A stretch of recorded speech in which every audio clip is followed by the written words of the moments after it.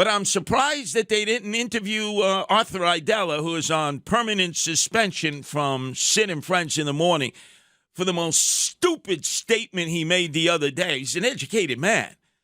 And he's claiming, hey, everything's great in the subways. Now, wait, I want to ask you a question. You're a subway rider. Yeah. And now be objective, because I'm a subway rider. I find things are pretty good down there these days. And for that, Sid said this guy's crazy. And there's a permanent suspension on Arthur Idella, and he deserves it for being a sycophantodian like it, trying to make it seem like Eric Adams is keeping the subway safe. But let me not digress. So we're told this on Monday. There's no video yet. Now, the emotionally disturbed guy at one time was a Michael Jackson imitator who would perform in Times Square for money, hoping that people would donate money to him. So I knew yesterday when the first video came out, I even told our Crackerjack News team, this time they had the Crackerjack Prize, Noam Layden and James Flippin, I said, you watch. I'm looking at this Marine who's got the guy in a headlock to restrain him. There's some other passengers around to assist him. And the guy has blonde hair.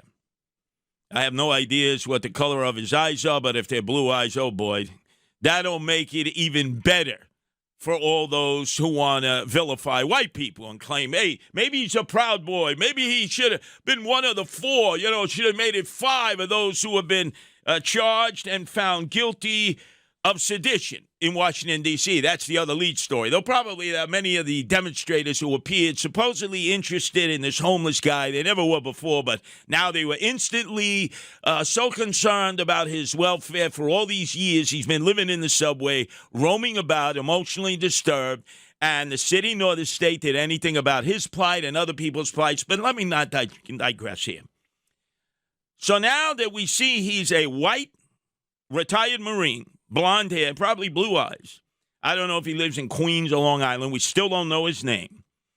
He is being called a vigilante, right? He's being called a vigilante. He's not a vigilante.